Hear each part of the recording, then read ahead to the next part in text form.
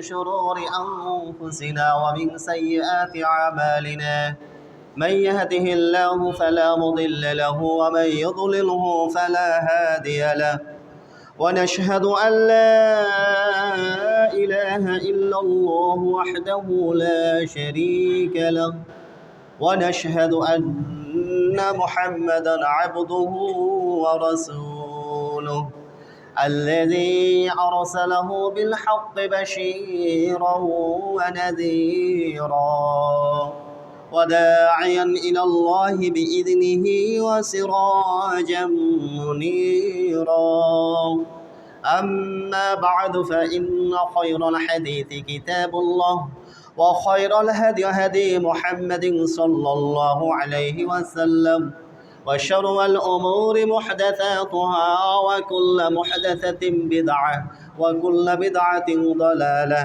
وكل ضلالة في النار أما بعد فأعوذ بالله من الشيطان الرجيم ولتكبروا الله ولتكملوا العدة ولتكبروا الله على ما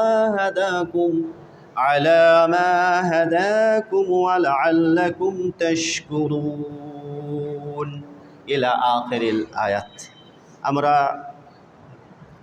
অত্যন্ত দুঃখ ভারাক্রান্ত বেদনা আপ্লুত মন নিয়ে পবিত্র রমজানুল মুবারকের 30তম দিবস 1447 হিজরি বিদায়ী জুমায় মহান আল্লাহ তাআলার পবিত্র দরবারে আমরা উপস্থিত হয়ে অন্তরে অন্তঃস্থল থেকে শুকরিয়া জ্ঞাপন করে বলি আলহামদুলিল্লাহ।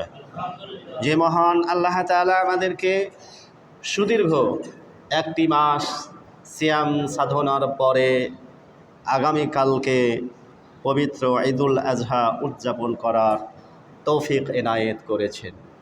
আমরা সেই মহান আল্লাহ পাকের জন্য আবারও অগণিত অসংখ্য হামদ এবং শুকরিয়া আদায় করি, আবারও বলি আলহামদুলিল্লাহ।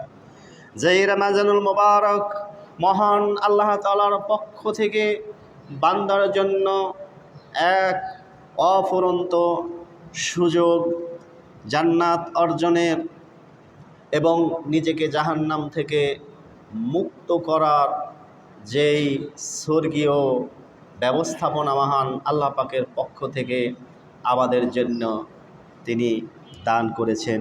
সেই পবিত্র রমজান আজকে সন্ধ্যার সূর্যাস্তের সাথে সাথে হয়তোবা আমাদের কারো জীবনের জন্যে চিরতরে বিদায় নিবে। আল্লাহ তাআলা যদি আমাদের হায়াতে বাঁচিয়ে রাখেন তাহলে আবারও আগামী বছর 2027 ইংরেজি বর্ষের হয়তো 8 অথবা 9 ফেব্রুয়ারি আবারও পবিত্র রমজানুল মুবারককে আহলান সাহালান মারহাবান জানাবো, শুভেচ্ছা জানাবো। আর যদি মহান আল্লাহ তাআলা আমাদের মৃত্যুর ফায়সালা করে দিয়ে থাকেন তাহলে এই রমজান শেষ রমজান, সূর্যাস্তের সাথে সাথে রমজান বিদায় নিবে আর আমাদের জীবনে হয়তো এই রমজান আর কখনোই ফিরে আসবে না। প্রিয় হাজিরিন, এ বিদায় লগ্নে মহান আল্লাহ রব্বুল আলামিনের কাছে আমাদের প্রত্যাশা, আমাদের চাওয়া পাওয়া একটাই, মহান আল্লাহ তাআলা যেন আমাদের সিয়াম কবুল করেন, বলেন আমিন। মহান আল্লাহ তাআলা আমাদের এই কষ্টের ইবাদত, এই পরিশ্রম, এই মেহনতকে যেন পুরোপুরিভাবে কবুল এবং মঞ্জুর করে এর যথাযথ পুরস্কার তিনি যেন দান করেন, আবারও বলি আল্লাহুম্মা আমিন। প্রিয় হাজিরিন, বিশ্ব রাসূল নবী মুহাম্মদ সকলে বলি সাল্লাল্লাহু আলাইহি সাল্লাম, তার উপরে অগণিত সালাত এবং সালাম তথা শান্তির ফলগধারা বর্ষিত হোক। আমরা সকলে বলি আল্লাহুম্মা সাল্লি আলাইহি আল্লাহুম্মা বারিক আলাইহি। প্রিয় হাজিরিন, আজকের খুতবার আলোচনার বিষয় সূরাতুল বাকারার 185 নম্বর আয়াতের শেষের দিকে, যে আয়াতে মহান আল্লাহ তাআলা বলছেন, শাহরু রমাদান আল্লাযী উনজিলা ফীহিল কুরআন হুদাল লিন-নাসি ওয়া বায়্যিনাতিন মিনাল হুদা ওয়াল ফুরকান ফামান শাহিদা মিনকুমুশ শাহরা ফালইয়াসুম। মহান আল্লাহ তাআলা বলছেন, রমজান মাস হচ্ছে সেই মাস যেই মাসটিতে তিনি পবিত্র কোরআনে কারিমা নাজিল করেছেন, এবং এই কোরআন হচ্ছে বিশ্ব মানবতার জন্য গাইডেন্স, বিশ্ব মানবতার জন্য হেদায়াত।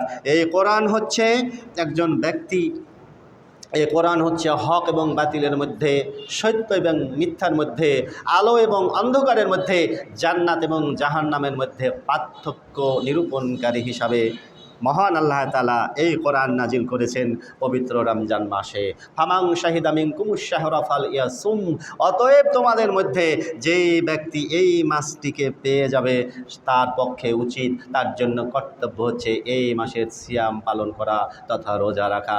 আর শেষের দিকে মহান আল্লাহ রাব্বুল আলামিন বলছেন, ওয়ালি তুকমিলুল ইদ্দাতা, যখন তোমরা এই রোজার সংখ্যা পরিপূর্ণ করে নেবে, যদি যদি রমজানের 29 তারিখে তোমাদের রমজানের সিয়ামের সংখ্যা পূর্ণ হয়ে যায়, অথবা আর একটি দিন যদি আল্লাহ তাআলা বাড়িয়ে দিয়ে অনুগ্রহ করে তিনি যদি রমজানের 30টি দিন পূর্ণ করে দেন, যেমন এই বছর তো রমজান 30 পূর্ণ হলো না, তা আল্লাহ বলছেন ওয়ালি তুকমিলুল ইদ্দাতা, যখন তোমরা এই রমজানের সংখ্যা পূর্ণ করে দেবে, এই গণনা তোমাদের কমপ্লিট হয়ে গেছে, রমজান শেষ হয়ে গেল, চাঁদ উঠে গেছে শাওয়াল মাসের, খবর হয়ে গেছে রমজান শেষ, রমজান বিদায়।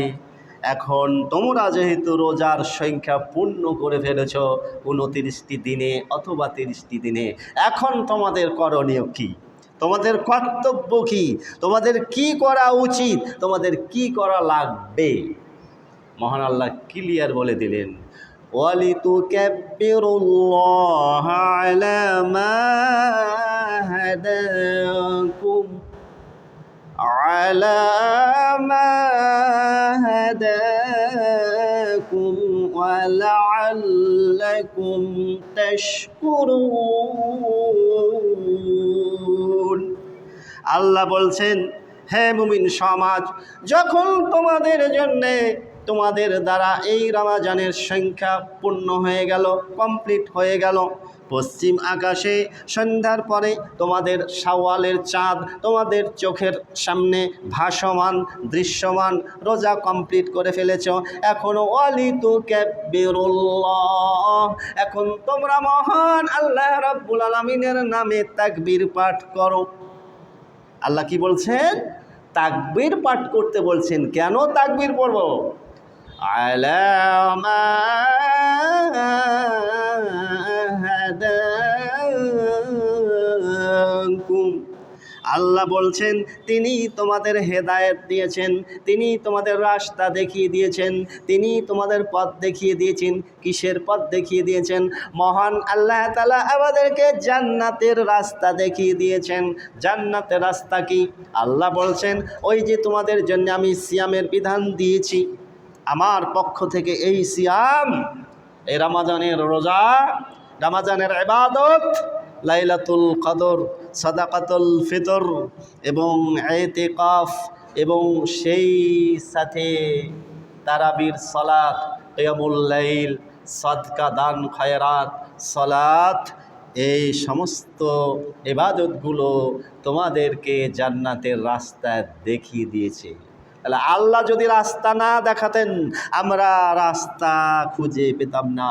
আল্লাহ যদি আমাদেরকে পথ না দেখাতেন আমরা পথ পেতাম না। এই সঠিক সরল পথ, সত্য পথ, জান্নাতের পথ অন্বেষণের জন্যে, হেদায়েতের ওপরে টিকে থাকার জন্যে মহান আল্লাহ পাকের কাছে সাহায্য চাইতে হয়, তার কাছে দোয়া করতে হয়, তার কাছে মাংতে হয়। হয়, তার কাছে প্রার্থনা জানাতে হয়। আর কি ভাষায় প্রার্থনা? মহান আল্লাহ তাআলা জানিয়ে দিলেন, প্রত্যেক ফরজ হোক, নফল হোক, সুন্নাত হোক, প্রত্যেক সালাতে তোমাদের জন্য অবধারিত কর্তব্য, পঠনীয়, ইমাম হোক, মুক্তাদি হোক, একাকী হোক, গোপনে হোক আর প্রকাশ্যে হোক, জামাতবদ্ধভাবে হোক আর যে কোনো মুহূর্তে হোক না কেন, সূরা ফাতিহা তোমাদের জন্য সার্বিক অবস্থায় পড়া ফরজ। এটি বিধান দিয়ে দিয়েছে। কি দোয়া? ইহদিনাস সিরাতাল মুস্তাকিম। আল্লাহ, তুমি আমাদেরকে সঠিক রাস্তা দেখাও, জান্নাতের রাস্তা দেখাও। তো পবিত্র রমজানুল মুবারক আমাদেরকে জান্নাতের রাস্তা দেখিয়ে দেওয়ার জন্য এসেছে। পবিত্র রমজান মাসের সিয়াম জাহান্নাম থেকে মুক্তির জন্য এসেছে। পবিত্র রমজান মাসের সিয়াম মহান আল্লাহ তাআলার সাথে সম্পর্ক মজবুত করার জন্য এসেছে। আল্লাহ রাব্বুল আলামিন তিনি আমাদেরকে গাইড করেছেন, তিনি আমাদেরকে গাইডেন্স দিয়েছেন, হেদায়েত দিয়েছেন, নইলে আমরা রাস্তা পেতাম না। এখন এই জন্য মহান আল্লাহ বলছেন, তোমাদের কর্তব্য করণীয় হচ্ছে এখন বেশি বেশি পরিমাণে তোমরা তাকবীর পাঠ করবে, লাআল্লাকুম তাশকুরুন। আশা করা যায় এই তাকবীর পাঠের মাধ্যমে তোমরা তোমাদের মহান রবের প্রদত্ত নিয়ামতের শুকরিয়া আদায়কারী বান্দা হতে পারো। আল্লাহ সম্ভাবনা ব্যক্ত করছেন যে তোমরা যদি তাকবীর পাঠ করো তাহলে আমি যে তোমাদের জন্য নিয়ামত দিয়েছি, রমজানের মতো বিরাট নিয়ামত, পবিত্র কোরআনুল কারীম বিশাল নিয়ামত, লাইলাতুল কদর বিরাট নিয়ামত, আর পবিত্র রমজানুল মুবারকের সর্বোচ্চ পুরস্কার হচ্ছে আগামী কালকের 2 রাকাত সালাতুল ঈদ, 2 রাকাত ঈদের সালাত। আল্লাহ বলছেন তাকবীর পাঠ করো। সুতরাং চাঁদ উঠার পর থেকে নিয়ে যে তাকবীর পাঠ করতে হবে, পবিত্র কোরআনে কারিমার সূরা বাকারার 185 নম্বর আয়াত হচ্ছে তার স্পষ্ট দলিল। সুতরাং আসুন আমরা আগামীকালকে, আজকে সিয়াম কমপ্লিট করে সূর্যাস্তের সাথে সাথে আমরা রমজানকে বিদায় দিব, আর আগামীকালকে আমরা ঈদুল ফিতর উদযাপন করব। এখন এই ঈদ উদযাপন করা শরীয়তের মূলনীতি কি, শরীয়ত আমাদের সামনে কি মানদণ্ড খাড়া করেছে, এই ঈদ উদযাপন কিভাবে করা লাগবে এ সম্পর্কে চলুন আমরা রাসূল আকরাম সাল্লাল্লাহু আলাইহি ওয়াসাল্লামের বিশুদ্ধ সহিহ হাদিস থেকে জেনে নেওয়ার চেষ্টা করি। তার পূর্বে আপনাদেরকে জানিয়ে দেই এই ঈদের ব্যাকগ্রাউন্ড, এই ঈদের পটভূমি, এই ঈদের ইতিহাস কি ছিল, এই ঈদ কিভাবে আসলো, মহান আল্লাহ তাআলা কখন আমাদের সামনে এই ঈদ হাজির করালেন। এর ইতিহাস বড়ই কঠিন, বড়ই রূঢ়, এর বাস্তবতা অত্যন্ত বেদনাদায়ক। এই 2 ঈদ, ঈদুল আজহা এবং ঈদুল ফিতর এমনিতেই আসেনি। শুধুমাত্র ইসলাম মিষ্টি মিষ্টি কথা বলবে, মিষ্টি খাবেন আর সুন্নাত পালন করবেন, এর নাম ইসলাম নয়। বরঞ্চ ইসলামের কিছু কিছু কঠিন বাস্তবতা আছে, যেই বাস্তবতার সম্মুখীন আপনাকে হতে হলে নির্মম পরিস্থিতির সম্মুখীন হতে হয়। ইসলাম এমনিতেই আসেনি। অসংখ্য সাহাবায়ে কেরামের আত্মত্যাগের বিনিময়ে, তাদের দেহের রক্তের বিনিময়ে, অনেক ত্যাগ তিতিক্ষা কুরবানের বিনিময়ে, বদর, উহুদ, খন্দক সহ বিভিন্ন ইসলামের এই জিহাদের ময়দানে অনেক সাহাবায়ে শহীদানের বিনিময়ে আমরা এই ঈদ পেয়েছি। ভূমিকা বলছি এখন এই ঈদ কিভাবে আসলো।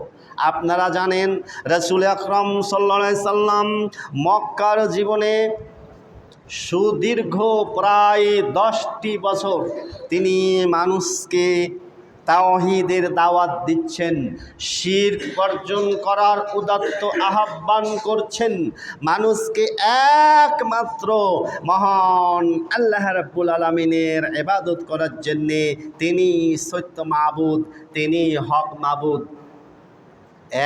একক ইলাহার স্রষ্টার ইবাদতের জন্যে তিনি দাওয়াত দিচ্ছেন, তাওহীদের দাওয়াত। এই দাওয়াত প্রদান করতে গিয়ে আল্লাহ রাসূল সাল্লামকে তায়েফের ময়দানে রক্তে রক্তাক্ত হতে হয়েছে। বেলালের উপরে তার মনিব উমাইয়া উত্তপ্ত বালুর উপরে শুইয়ে দিয়ে তাকে চাবুক মেরে তার দেহে রক্তাক্ত করা হয়েছে। খুবাইব আলাইহিস সালামকেও কঠিন অমানসিক নির্যাতনের সম্মুখীন হতে হয়েছে। ইসলাম এমনিতে আসেনি।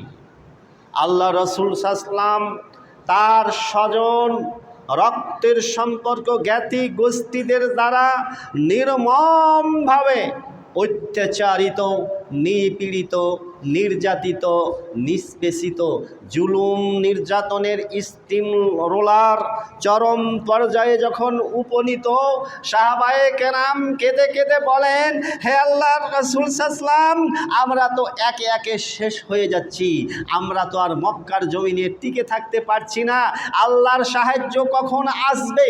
আল্লাহর নবী বলছেন, ধৈর্য ধারণ করো, নিশ্চয় আল্লাহর সাহায্য খুব নিকটে আসছে। মুমিনদের জন্য আল্লাহ পাকের সাহায্য খুব নিকটে। টিকতে পারছেন না, আল্লাহ রাসূল সাল্লামের অন্তঃকরণ সর্বদাই উন্মুখ, এই মক্কা আমাদেরকে ত্যাগ করে যেতে হবে। কিন্তু মক্কা আমার প্রিয় জন্মভূমি, পৈতৃক ভিটা, এটা আমার মাতৃভূমি, আমাকে এই স্থান ত্যাগ করতে হবে। আল্লাহ রাসূল সাল্লাল্লাহু আলাইহি ওয়াসাল্লাম তিনি মদিনায় হিজরত করার গোপন ইচ্ছা, গোপন অভিপ্রায়, সুপ্ত বাসনা তিনি অন্তরে পোষণ করতেন। মহান আল্লাহ রাব্বুল আলামিন তার এই অন্তরের সুপ্ত বাসনা তিনি অন্তরের খবর রাখেন। আল্লাহু আলিমুম বিযাতিস সুদূর, তিনি সূক্ষ্মাতি সূক্ষ্ম বিষয় তিনি জ্ঞাত। মহান আল্লাহ পাকের পক্ষ থেকে এবারের আদেশ হচ্ছে, মুহাম্মদ বলুন সাল্লাল্লাহু আলাইহি সাল্লাম, শুনো, এই মক্কার জমিন তোমাদের জন্য সংকীর্ণ, এখানে তোমাদেরকে টিকে থাকা, তোমাদের পক্ষে টিকে থাকা সম্ভব। এই প্রতিকূল পরিবেশের সাথে তোমরা লড়াই করে টিকে থাকতে পারবে না। যাও, চলে যাও, আমার পক্ষ থেকে তোমাদের জন্য হিজরতের বিধান দেওয়া হলো, তোমরা হিজরত করো। আল্লাহ রাসূল সাল্লাল্লাহু আলাইহি ওয়াসাল্লাম তিনি প্রথমে আবু বকর রাদিয়াল্লাহু আনহুকে নিয়ে হিজরত করলেন।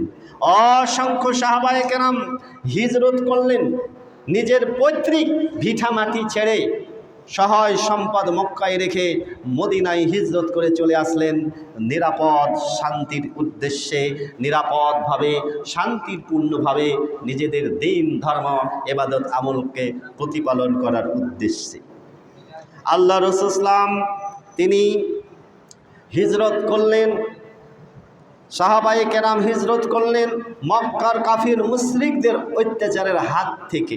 হিজরতের পরে সাহাবায়ে কেরাম আল্লাহ রাসূল সাল্লাল্লাহু আলাইহি ওয়াসাল্লাম নিজেদের অ্যাকোমোডেশন ভিন্ন একটা পরিবেশে খাপ খাইয়ে নিতে তাদের প্রায় 1 বছর অতিক্রান্ত হয়ে গেল। সব কিছু ঠিকঠাক গোছগাছ করতে করতে 1 বছর চলে গেল। ইতিমধ্যেই মদিনার মুশরিকদের বার্ষিক 2টি ধর্মীয় উৎসব পর্ব, একটি নওরোজ, একটি মেহেরজান এসে হাজির হল। এই 2 উৎসবে মদিনার মুশরিকগণ বাঁধ ভাঙ্গা, বলগাহীন, একেবারে উদ্যম উচ্ছৃঙ্খল আনন্দ উৎসবে মেতে উঠল, যেমনটি মেতে উঠবে আজকের এই এক শ্রেণী মুসলিম নামের কুলাঙ্গার যুবকেরা। 1 মাসের অর্জন 1 রাতেই শেষ। দেখবেন মাগরিবের পরে গান বাদ্য অশ্লীলতার মহাপ্লাবনে আজকের এই পবিত্র ঈদের রাত্রিটি কলুষিত করবে অনেক অনেক ওই সমস্ত কুলাঙ্গার ব্যক্তিগুলো। নিজেদের পরিচয় জানে না, নিজেদের স্বকীয়তা জানে না, ইসলামের আনন্দ উৎসব, ইসলামের এই ঈদ এ বেধর্মীদের মতো, এই ইহুদি খ্রিস্টান হিন্দুদের মতো এই উৎসব নয়। এখানে আপনি আমি যাচ্ছে তাই ওই শয়তানি আনন্দে নিজেকে প্লাবিত করে দেবেন, এর নাম ঈদ নয়। আমাদের প্রত্যেকটা কর্মনীতির মূলনীতি শরীয়ত ঘোষণা করে দিয়েছে। তো ওই মদিনার মুশরিকগণ তারা বাঁধ ভাঙ্গা, একেবারে জেনা ব্যভিচারের মতো মদ আর নেশাদ্রব্য পানি, যেমন দেখেন না আমাদের পার্শ্ববর্তী ভাইরা হিন্দু ভাইদের উৎসবে দেখেন না, আসলে ওদের ধর্মীয় উৎসব। এটি কি ধর্মীয় উৎসব? কোন ধর্মে এগুলো অশ্লীলতাকে পারমিট করে? নারী পুরুষের অবাধ মেলামেশা কোন ধর্মে সাপোর্ট করে? প্রত্যেকটা ধর্মে এগুলো নিষিদ্ধ করা হয়েছে। এখন আপনি আমি মুসলিম, আপনার ধর্মের উৎসব, আপনার এই ধর্মীয় পর্ব যদি ওই ইহুদি খ্রিস্টানদের সাথে মিলে যায়, তো আপনার অবস্থান ওই হাসরের ময়দানে জাহান্নামেই হবে। তো এই আনন্দ, এই তাদের উচ্ছৃঙ্খল আনন্দ উদযাপন করতে দেখে সাহাবায়ে কেরামের অন্তর মন একেবারে ছারখার হয়ে গেল। তারাও প্রত্যাশা করতেন যে আমাদের জন্যে যদি এই রকম একটা উৎসব থাকতো। খুব কষ্ট পেল, সহায় সম্পদ মক্কা ছেড়ে আপনার ভিটে মাটি ত্যাগ করে নিজের জীবনের সহায় সম্পদ যা ছিল সব কিছু বিসর্জন দিয়ে এসেছে। এমনকি কিছু কিছু সাহাবীকে তাদের বাবা মা বলেছিল যে যদি মুহাম্মদ সাল্লাল্লাহু আলাইহি ওয়াসাল্লামকে ভালোবেসে বাবা মাকে ত্যাগ করে, যদি পৈতৃক ধর্ম বাপদাদার ধর্ম ত্যাগ করে যদি মুহাম্মদ সাল্লাল্লাহু আলাইহি ওয়াসাল্লামের আনিত নতুন ধর্ম তোমাদের কাছে ভালো লাগে, তাহলে এই যে পোশাকটা তোমাকে দিয়েছি এই পোশাক আমার টাকায় কেনা, অতএব এই পোশাক তুমি সাথে নিয়ে যেতে পারবে না। সুবহানাল্লাহ। অনেক সাহাবী উলঙ্গ অবস্থাতে মক্কা থেকে মদিনায় হিজরত করলো। শত শত বিঘা জমি সব বিসর্জন দিয়ে আসলো একমাত্র আল্লাহ এবং তার রাসূলের মহব্বতের সাথে, আল্লাহর দ্বীনকে ভালোবেসে। ইসলাম অত সহজে আসেনি, আল্লাহর দেয়া নিয়ামত আমরা পেয়েছি। হাজার হাজার সাহাবায়ে কেরামের আত্মত্যাগের বিনিময়ে এই অর্জিত ইসলাম এমনিতে আসেনি। আমাদের রাসূল আকরাম সাল্লাল্লাহু আলাইহি ওয়াসাল্লামের উপরেও কত জুলুম নির্যাতন এসেছিল। উহুদের ময়দানে তার দান মোবারক শহীদ করা হয়েছে।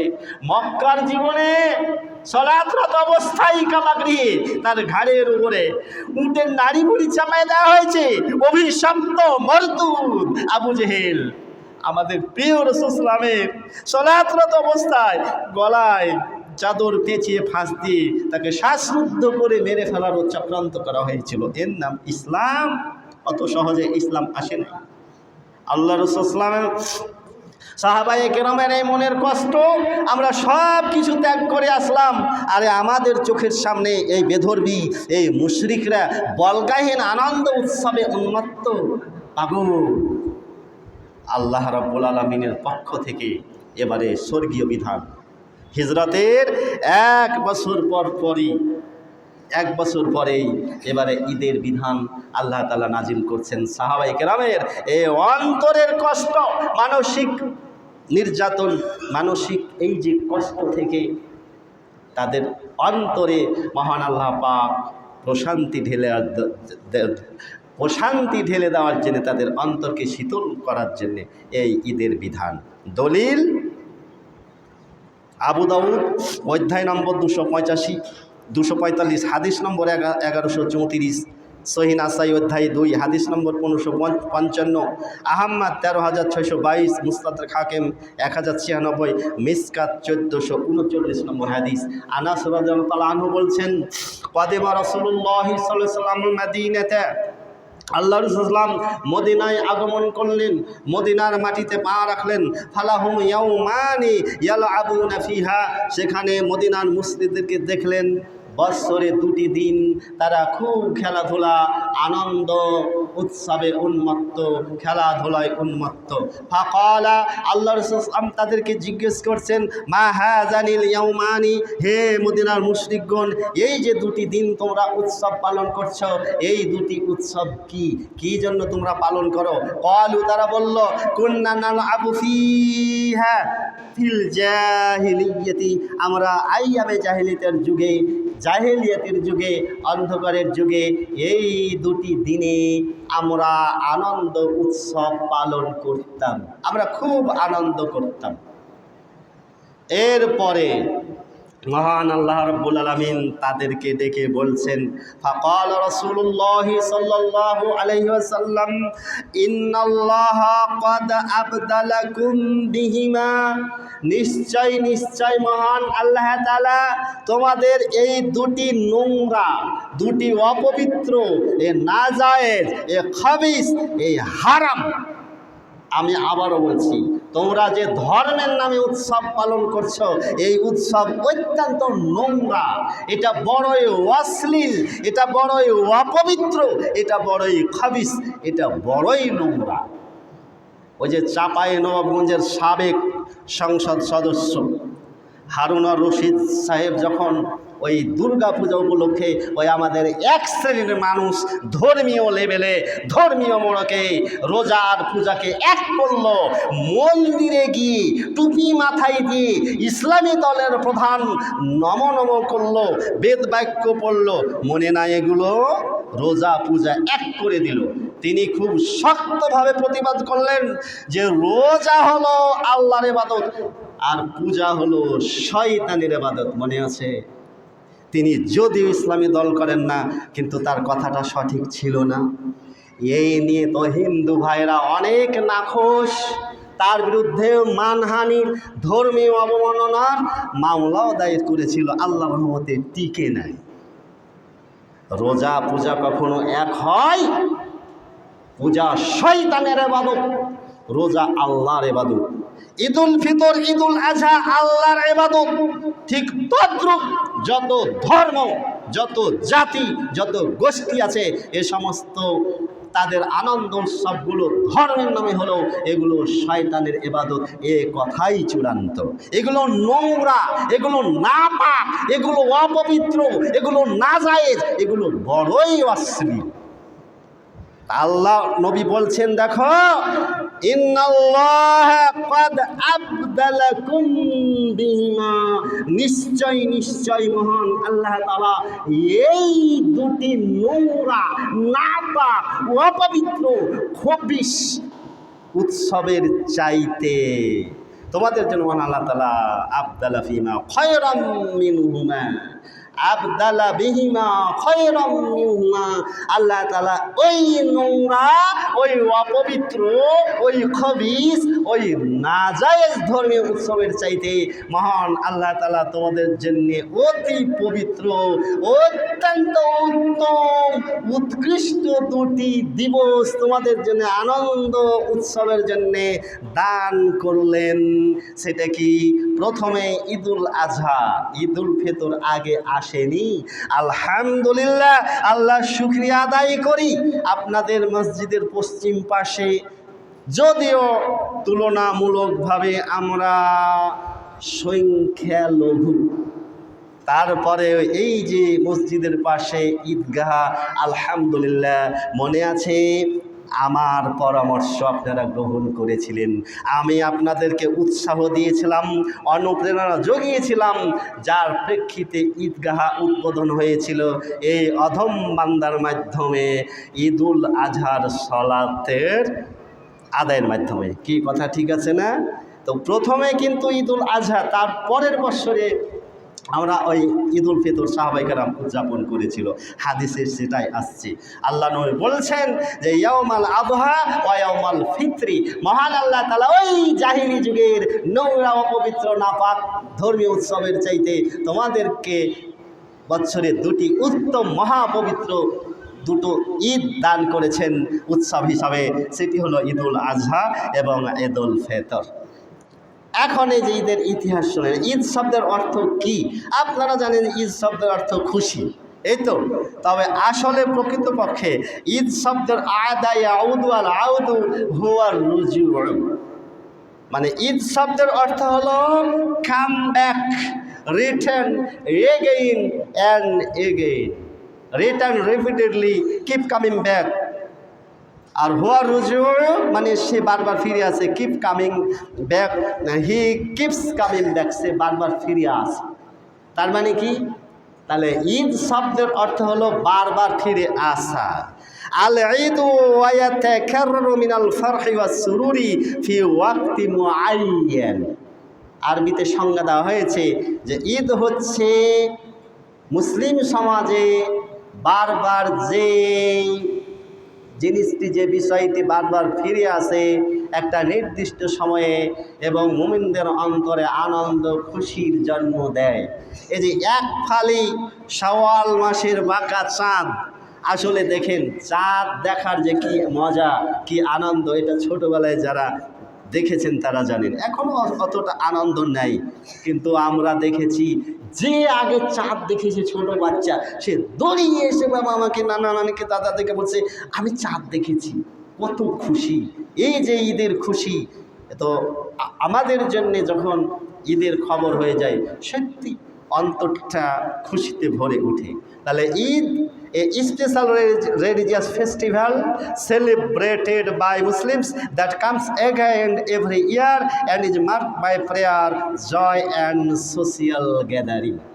ইংরেজিতে সংজ্ঞা দেওয়া হয়েছে যে ঈদ হচ্ছে এমন একটা ধর্মীয় উৎসব যেটি মুসলিম কমিউনিটি কর্তৃক প্রতি বৎসর প্রতিপালিত হয়ে থাকে এবং সেখানে তারা আনন্দ উৎসাহের সাথে একেবারে সামাজিকভাবে যে একটা বিশাল গ্যাদারিং, সকলে মিলে একত্রিত সমাবেশ হওয়া, অর্থাৎ জামাতবদ্ধভাবে যেখানে সবাই একত্রিত হয়ে 2 রাকাত সালাত আদায় করে, এর নামই হচ্ছে ঈদ।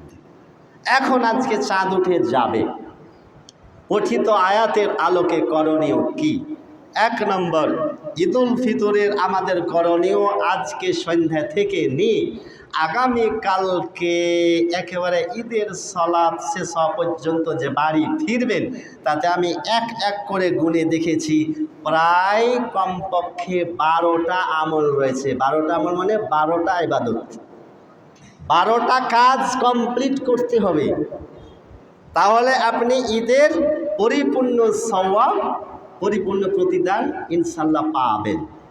সম্মানিত মুসল্লিদের দৃষ্টি আকর্ষণ করছি, আমি আপনাদের এর আগেও সতর্ক করেছি, আসলে ইমাম এবং খতিবদের এ ব্যাপারেও এটা বারবার মুসল্লিদেরকে সতর্ক করা উচিত। সেটা হলো এই, আপনি যেখানেই অজু করবেন, অজু করা থেকে নিয়ে মসজিদ থেকে বের হওয়া পর্যন্ত এই যে এক হাতের আঙ্গুল অপর হাতের আঙ্গুল ঢুকিয়ে এইভাবে বসে থাকেন, এটা সরাসরি আল্লাহ রাসূল সাল্লাল্লাহু আলাইহি ওয়াসাল্লাম নিষেধ করেছেন। এটা করা যাবে না, এটা নিষিদ্ধ, এটা করা যাবে না, এটা নিষিদ্ধ। আপনি মসজিদে বসে আছেন, যে যে অবস্থায় বসে আছেন, ফেরেশতারা আপনার জন্য দোয়া করছে, হাজার হাজার ফেরেশতা দোয়া করছে। কি ভাষায়? আল্লাহুম্মা আরহামহু, আল্লাহ তুমি তার প্রতি রহমত নাজিল করো। আল্লাহুম্মা গফিরহুম, আল্লাহ তুমি তাকে ক্ষমা করো, তুমি তার দোয়া কবুল করো।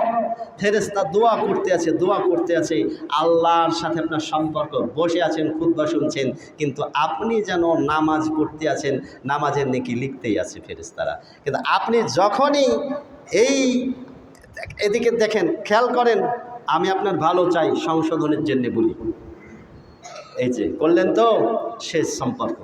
ফেরেশতাদের দোয়াও বন্ধ, নামাজ আদায় নেই কেউ বন্ধ হয়ে যায়। হাদিস শোনার পরেই কিন্তু ওই ব্যক্তি ঘুমছি। কত আরাম মসজিদে আসলে, শান্তি, আসলে শান্তি। একটু সজাগ করে দেন, সজাগ করে দেন। সেক্রেটারির অবস্থা যদি এরকম হয়, তো বাকি মসজিদ কমিটির মুসল্লিদের অবস্থা কী হবে আল্লাহ ভালো জানে। নেতা যদি হেদায়েতের ওপর থাকে, আশা করা যায় তার অনুসারীরা ভালো হবে। আর নেতা যদি বিপদে চলে যায়, ওর প্রজা সাধারণ কখনো ভালো হবে না, এটাই বাস্তব। অতএব নেতা হতে হবে নেতার মতো। আমার কথা অনেকে রাগ করেন নাকি? আসলে আলহামদুলিল্লাহ ছোটোবেলা থেকে স্পষ্টভাষী, তো মানে কাঠখোট্টা যাকে বলে। তবে চাই, সংশোধন চাই। আপনার প্রিয় দিনী ভাই সুবহানাল্লাহ অনেক বড় বড় মসজিদে আলহামদুলিল্লাহ আলহামদুলিল্লাহ শহরের আকাঙ্ক্ষিত হয়ে থাকে। আমি সিরিয়াল দিতে পারি না। আজকে আমার খুববার শিডিউল ছিল শাহ নেয়ামতুল্লাহ বিশ্ব রোড জামে মসজিদে, কিন্তু আমি এটাকে চয়েস করেছি এ কারণে, আমার এই মসজিদ থেকে আমার এই ইমামতির যাত্রা শুরু হয়েছে 1991 সালের সম্ভবত 20 কি 21 মের প্রথম জুমা দিয়ে। সুবহানাল্লাহ, সেই অনেক আগের ঘটনা, অনেক স্মৃতি এখানে বিজড়িত আছে আমার। এজন্য জায়গা ছোট্ট হলে আমি আপনাদেরকে অন্তর দিয়ে ভালোবাসি, যার ফলে যেখানেই থাকি না কেন ছুটি পেলেই তো আমি বাসায় আসলে আপনাদের মসজিদে অন্তত এই মাগরিবের সলাতে অ্যাটেন্ড করার চেষ্টা করি, ভালোবাসার কারণে, আন্তরিকতার কারণে। আমি চাই আপনার বৃহত্তর কল্যাণ, যেই দুনিয়ার কল্যাণের সাথে সাথে আখিরাতের কল্যাণ, জীবনে যাই করেন না কেন রমজানের মূল উদ্দেশ্যই হচ্ছে আপনাকে যে কোনো মূল্যে জান্নাত নিতেই হবে। এটি আমাদের টার্গেট, মূল টার্গেট এটাই। জাহান্নাম থেকে বাঁচতেই হবে। তাহলে জাহান্নাম থেকে বাঁচার, জান্নাতের রাস্তা দেখানোর দায়িত্ব কাদের উপরে? আলেম ওলামা ইমামদের উপরে, তো তাই না? এই জন্য কোরআন হাদিস রিসার্চ করে চষে অধ্যয়ন না করলে জাতি সঠিক ধর্ম পাবে না। চলন্ত ধর্ম এক আর চূড়ান্ত ধর্ম ভিন্ন, চলন্ত ধর্ম এক আর চূড়ান্ত ধর্ম ভিন্ন। এই সমাজে অসংখ্য অগণিত কুসংস্কার প্রতিষ্ঠিত আছে শুধু ধর্মের নামেই। যে সমস্ত কুসংস্কারগুলো দূর করার, মানুষকে সজাগ করার দায়িত্ব কিন্তু ইমামদের উপরে। এখন চলুন এক এক করে মূল পয়েন্ট আপনাদের সামনে হাজির করার চেষ্টা করি।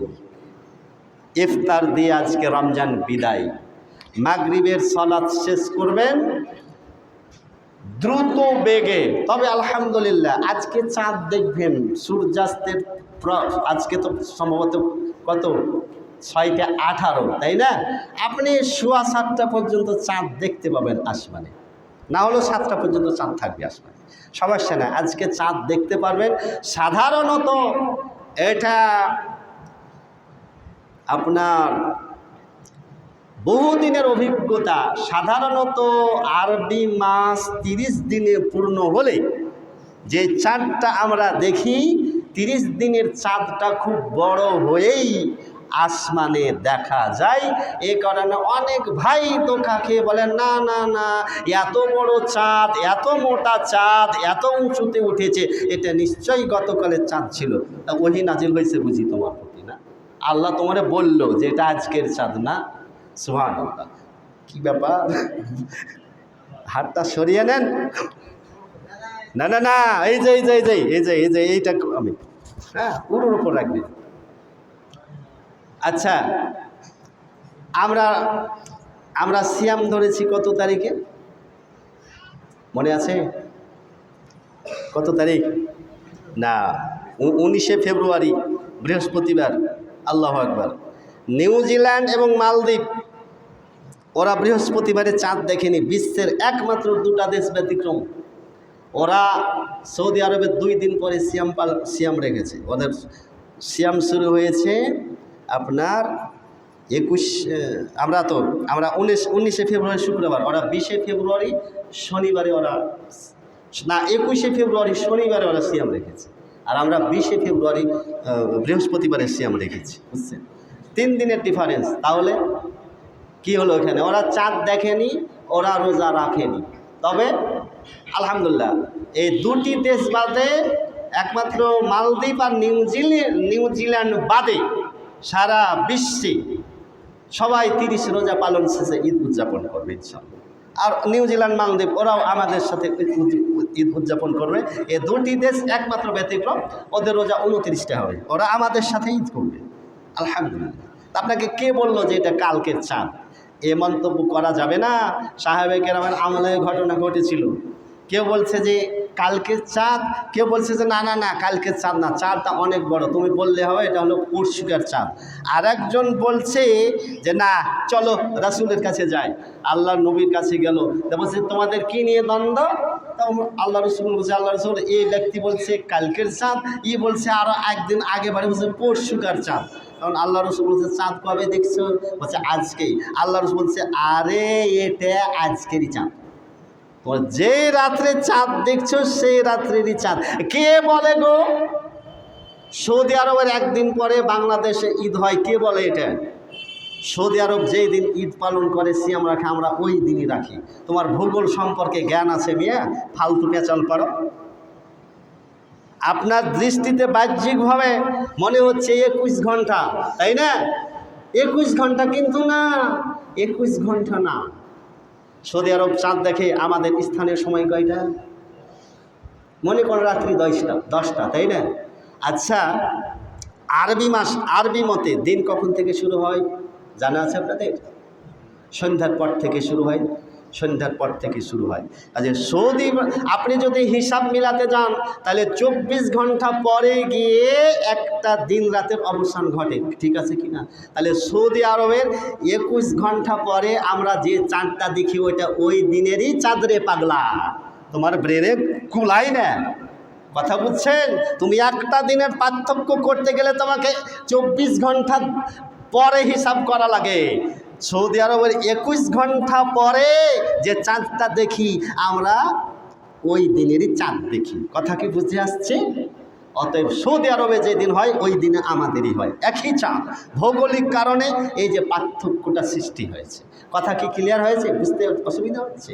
কাজে যে সমস্ত পাগল ছাগলেরা আরে কালকে চাঁদপুরে চাঁদ উঠেনি, মাত্র 7 জন ব্যক্তি নিয়ে ঈদের নামাজ পড়তেছে আর ফেসবুকে ভাইরাল হচ্ছে, এদের লজ্জাও নাই, এদের কোনো শরমও নেই।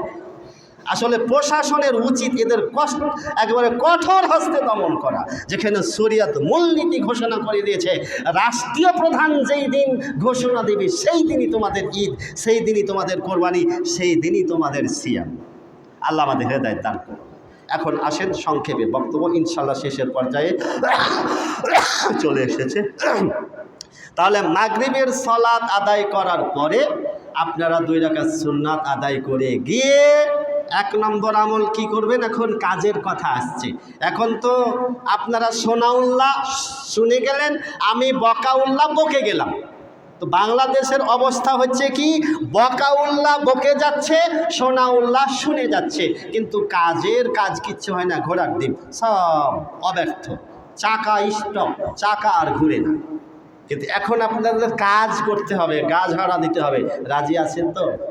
কথা বলেন ইনশাল্লাহ, বলেন। তাহলে কাজ করবেন এবারে। কিন্তু আল্লাহ আমাকে যদি হায়াতে বাঁচিয়ে রাখে, সামনে তো কুরবানি ইনশাল্লাহ, যদি হায়াতে বাঁচিয়ে রাখে দেখা হবে। আমি কিন্তু পয়েন্ট পয়েন্টটা মুখস্থ একবারে ইন টোটাল ধরবো, দেখি কোন মুসল্লি মনে রাখতে পারে আগামী পর্বে ইনশাল্লাহ। এবারে 1 নম্বর চাঁদ দেখা। 1 নম্বর আমল হলো চাঁদ দেখা। চাঁদ দেখে নিলেন, অথবা চাঁদ দেখার খবর চলে আসলো, মিডিয়াতে হোক, টেলিভিশনে, রেডিওতে হোক, মোবাইলে হোক। 1 নম্বর চাঁদ দেখা। 2 চাঁদ দেখে দোয়া পড়া। দেখি চাঁদ দেখার দোয়া কোন কোন বান্দার মুখস্থ আছে? হাতটা উঁচু করেন।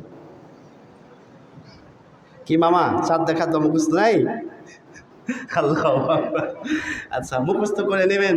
দোয়া আর দোয়া হওয়ালে ইবাদত, দোয়াটাই তো হচ্ছে ইবাদত। একজন ব্যক্তিও হাত তুলতে পারল না। আল্লাহুম্মা আহিল্লাহু আলাইনা বিল আমনি ওয়াল ঈমানি ওয়াস সালামাতি ওয়াল ইসলামি রব্বি ওয়া রব্বুকাল্লাহ। সংক্ষেপে আরেকটু বাড়তি আছে, অন্তত এইটুকু মুখস্থ করবেন তো। তাহলে এই 2 নম্বর। তাহলে 1 নম্বর কি? চাঁদ দেখা। 2 নম্বর কি? চাঁদ দেখে দোয়া পড়া। 3 নম্বর হবে তাকবীর পাঠ করা। 3 নম্বর আমল। এই তাকবীর পাঠের ব্যাপারে দেখুন, আবু হুরায়রার নাম জানা আছে, আব্দুল্লাহ ইবনে আব্বাস রাদিয়াল্লাহু তাআলা আনহুর নাম জানা আছে, 2 জন প্রখ্যাত সাহাবী। আবু হুরায়রা হাদিসের পণ্ডিত, আব্দুল্লাহ ইবনে আব্বাস রাদিয়াল্লাহু আনহু কোরআনের পণ্ডিত। ঈদুল ফিতর হোক আর ঈদুল আজহা হোক, চাঁদ যখনই উঠে যেত, আপনাদের মসজিদের পশ্চিম পাশে কি বাগান? জোরবাগান মার্কেট, তাই না? সুবহানাল্লাহ, কি যে অবস্থা পরিবর্তন ঘটে গেছে। এখন তো মনে হয় না, এটা মনে হচ্ছে বাংলাদেশের ইউরোপ। আল্লাহ, সেই আলিশান বিল্ডিং, মার্কেট। তো আবু হুরায়রা আর আব্দুল্লাহ ইবনে আব্বাস রাদিয়াল্লাহু আনহুমা, ওরা 2 জন করতো কি, বলছে চলো বাজারে যাই। আচ্ছা, বাজারে যে কি কাজ করছে? আরে কাজ আছে, চলো।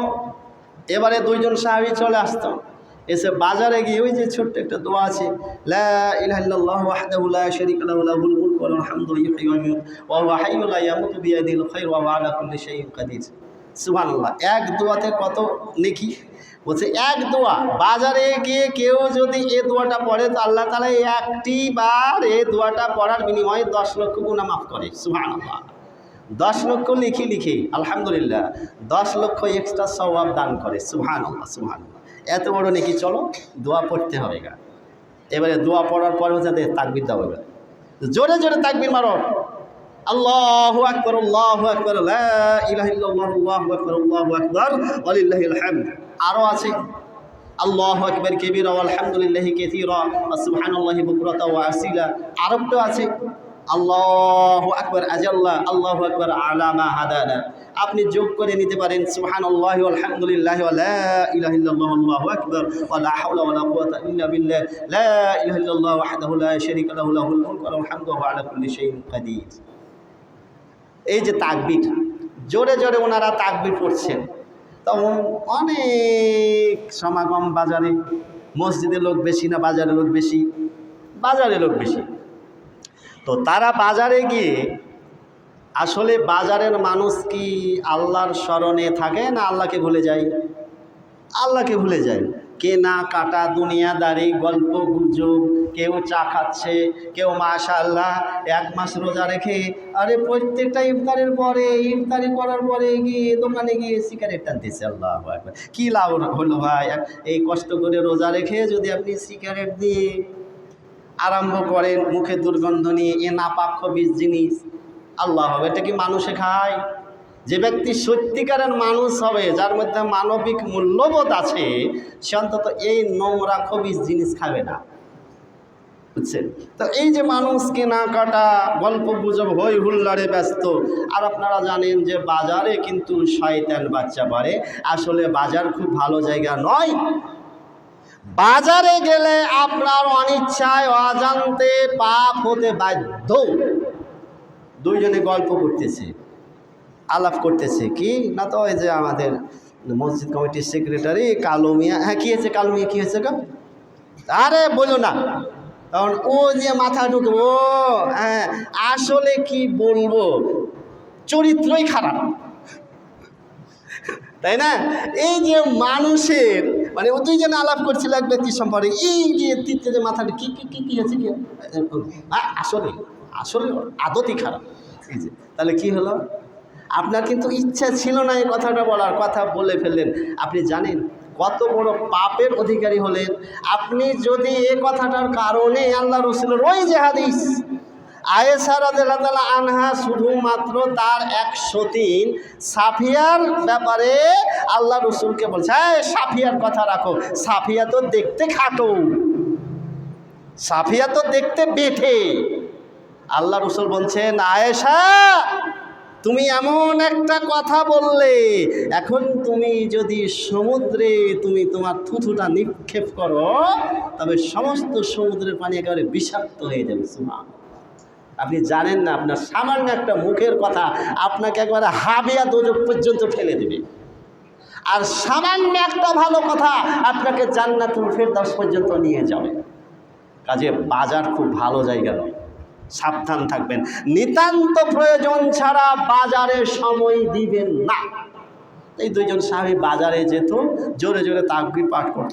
তখন যারা বিবেকবান সচেতন ভদ্র মানুষ আছে, সুবহানাল্লাহ, এত বড় সম্মানিত প্রখ্যাত সাহাবী, অত্যন্ত মর্যাদাবান সাহাবী, তারা জোরে জোরে তাকবীর করছে, আমরা কি চুপ করে বসে থাকবো? তখন তারাও জোরে জোরে তাকবীর দিত, আর তাদের তাকবীর শুনে তখন আরও আশেপাশের লোকজন তাকবীর দিত। দেখা যেত তাকবীরের গুঞ্জরণে এলাকাটা গুঞ্জরিত হয়ে যেত। এই সুন্নাত কি এখন আছে জীবিত? কে কে সুন্নাতটা আজকে জীবিত করবেন দেখেন তো, একটু হাতটা উঁচু করেন আল্লাহর রাস্তায়। কে কে জীবিত করবেন এই সুন্নাতটি তাকবীর পাঠের বিনিময়ে? যারা হাত উঁচু করেনি তারা মনে হয় সুন্নাত জীবিত করতে রাজি না। বলেন ইনশাল্লাহ সবাই। আপনি জানেন এই তাকবীর যখন আপনি পাঠ করেন, তাকবীর is the beauty of Eid. তাকবীর হচ্ছে 2 ঈদের সৌন্দর্য। আপনি যত তাকবীর পাঠ করবেন আপনার ঈদটা সুন্দর হবে। আপনি তাকবীর পাঠ করছেন, আপনার সাথে সাথে ফেরেশতারা তাকবীর পাঠ করে, আপনার তাকবীর ফেরেশতার তাকবীর যখন মিলে যাবে, আপনার অতীত জীবনের সমস্ত গুনাহ কাটা ক্ষমা হয়ে যাবে। শুধু তাই নয়, এই পৃথিবীতে প্রায় যত মানুষ আছে সমস্ত মানুষের জন্য প্রত্যেকের ব্যক্তিগত নামে রেজিস্ট্রি করা আছে একটি দাঁড়িপাল্লা। দাঁড়িপাল্লার পাল্লা কয়টা থাকে? একটা না দুইটা? দুইটা থাকে। তাই বলে আবার বলেন না হুজুর আপনি কি জামাত ইসলাম করেন নাকি দাঁড়িপাল্লার কথা বলছেন কেন? আরে ভাই, দাঁড়িপাল্লার কথা তো কোরআনে আছে, সূরা আর রহমানে আছে না? ওয়াকিমুল ওয়াজনা বিল কিসতি ওয়ালা তুকসিরুল মিজান, তিনি স্থাপন করে দিয়েছেন দাঁড়িপাল্লা, আর তোমরা ইনসাফ কায়েম করো, তোমরা জমিনে খবরদার খবরদার বাড়াবাড়ি করো না, তাই না? তো এই দাঁড়িপাল্লার কাজ কি? ওজন করা। প্রত্যেকের ব্যক্তিগত নামে রেজিস্টার করা আছে দাঁড়িপাল্লা, কালু ভাইয়ের নামে, আজিজ মামার নামে, উমুকের নামে, প্রত্যেকের নামে আছে দাঁড়িপাল্লা। আপনি যখন আল্লাহু আকবার বলবেন একবার বা সুবহানাল্লাহ বলবেন একবার, একটি পাল্লা নেকিতে পূর্ণ। তো পাল্লা দুটার সীমা পরিধি কত? বলছে আসমান এবং জমিন মিলিয়ে যত বড় তত বড়। সুবহানাল্লাহ। তাই একবার বলবেন একটি পাল্লা নেকিতে পরিপূর্ণ, দুইবার বলবেন দুইটি পাল্লা নেকিতে পরিপূর্ণ। সুবহানাল্লাহ। তাহলে এই যে তাকবীর আপনি জানতে পারলেন, এবং আপনি কি ভাবতে পারেন যে তাকবীরের মাহাত্ম্য, তাকবীরের গুরুত্ব কত, কার বড়ত্ব, কার মাহাত্ম্য আপনি প্রকাশ করছেন। আজকের ঈদের দিনে, আনন্দের দিনে আপনি আল্লাহকে ভুলে যাচ্ছেন না। অতএব যে বান্দা বেশি বেশি পরিমাণে তাকবীর পড়বে, সে বান্দার ঈদ ততই সুন্দর হবে। তাহলে তাকবীর এখন হলো আজকের সন্ধ্যা থেকে নিয়ে 3টে নাকি? 1 চাঁদ দেখা, 2 চাঁদ দেখা, দোয়া পড়া, 3 তাকবীর পড়তেই থাকা। এবারে 4 নম্বর, তার পরের দিন অর্থাৎ আগামীকালকে ফজরের নামাজের পরে গোসল করা, সুগন্ধিযুক্ত সাবান দিয়ে গোসল করবেন, তাই না? এরপরে 5 সুগন্ধি মাখবেন, সুগন্ধি আতর, গোলাপ সুগন্ধি মাখবেন। 6 ঈদগাহে রওনা দিবেন, বিজোড় সংখ্যায় খেজুর। হাদিসের নাম্বার বলতে গেলে সময় শেষ, হাদিসের নাম শুধু নামটা বলে দিই। তিরমিজি, ইবনে মাজাহ, সহিহ ইবনে খুজাইমা, মুস্তাদরাক হাকিম, বাইহাকি, সহিহ ইবনে হিব্বান, সহিহুল জামে, শারহুস সুন্নাহ এবং মিসকাতের 1440 নম্বর হাদিস। বুরায়দা রাদিয়াল্লাহু আনহু বলছেন, কানান নবী সাল্লাল্লাহু আলাইহি ওয়াসাল্লাম লা ইয়াখরুজুল ফিতরি হাত্তা ইয়াতআম ওয়া লা ইয়াতআমু ইয়াউমাল আযহা হাত্তা। আল্লাহ রাসূল সাল্লাল্লাহু আলাইহি ওয়াসাল্লাম, বুরায়দা রাদিয়াল্লাহু আনহু বলছেন যে আল্লাহ রাসূল সাল্লাল্লাহু আলাইহি ওয়াসাল্লাম তিনি ঈদগাহে বের হতেন না ঈদুল ফিতরে কোনো কিছু না খেয়ে, এবং তিনি ঈদুল আজহায় কোনো কিছু না খেয়ে বের হয়ে যেতেন। আর বুখারীর 953 হাদিসে, সহিহ ইবনে খুজাইমা আসছে, বাইহাকি মিসকাত 1433, শারহুস সুন্নাহ আসছে, মুসনাদে বাজ্জার আসছে। আনাস রাদিয়াল্লাহু আনহু বলছেন যে কানা রাসূলুল্লাহ সাল্লাল্লাহু আলাইহি ওয়াসাল্লাম লা ইয়াকদু ইয়াউমাল ফিতরি হাত্তা ইয়াকুলু তামারাত ওয়া মা ইয়াকুলুহুন্না ইতরা। আল্লাহ রাসূল সাল্লাল্লাহু আলাইহি ওয়াসাল্লাম তিনি ঈদুল ফিতরের নামাজ পড়তে যাওয়ার পূর্বে খেজুর না খেয়ে বের হতেন না, এবং তিনি খেতেন কি? বেজোড় সংখ্যায় খেজুর খেতেন। তাহলে কয়টা খেজুর খাবেন? 3টা, 5টা, 7টা, তারপরে আরও যত দুই পারেন সময়। তবে এত খায়েন না যাতে খাওয়ার কারণে আপনার বারবার আবার বাথরুমে যাওয়া লাগে, একটু হিসাব করে খায়েন, ঠিক আছে? ইসলামী শরীয়ত মানদণ্ড বেঁধে দিয়েছে, আপনি অপচয় করতে পারবেন না। ইন্নাল মুবাজ্জিরিনা কানু ইখওয়ানাশ শায়াতিন, অপচয়কারী হলো শয়তানের ভাই। এবারে 7 নম্বরে চলে আসবে ঈদের কুশল বিনিময়। যদি আমাদের এক শায়েখ খুব অত্যন্ত মানে শক্ত করে বলে, ওনার ভাষাটা বলি, কে এর নাম দিল ঈদ মোবারক, এর নাম ঈদুল ফিতর, এর নাম ঈদুল আজহা, কথা ঠিক আছে, কিন্তু আলহামদুলিল্লাহ সৌদি আরব, আরবিয়াগণ যখন পরস্পরে দেখা হয় তখন তারা আগে এ ভাষাটা বলে কি, ঈদুকুম মুবারাকুম তাকাব্বালাল্লাহু, তাকাব্বালাল্লাহু বা তাকাব্বালাল্লাহু মিন্না ওয়া মিনকুম। তাহলে ঈদুকুম মুবারাকুনের সংক্ষিপ্ত নাম হয় ঈদ মোবারক। মুহতারাম, আমাদের বাংলাদেশের প্রখ্যাত আলেম ডক্টর আসাদুল্লাহ আল গালিব হাফিজাহুল্লাহ, তিনি তার কিতাবের সম্ভবত 2 ঈদ ঈদাইন এই নামে একটা বই আছে, মাসাইলে কুরবানি সম্ভবত, ওখানে লিখছেন যে ঈদ মোবারক বলা যাবে, তবে সাথে দোয়াটা পড়তে হবে।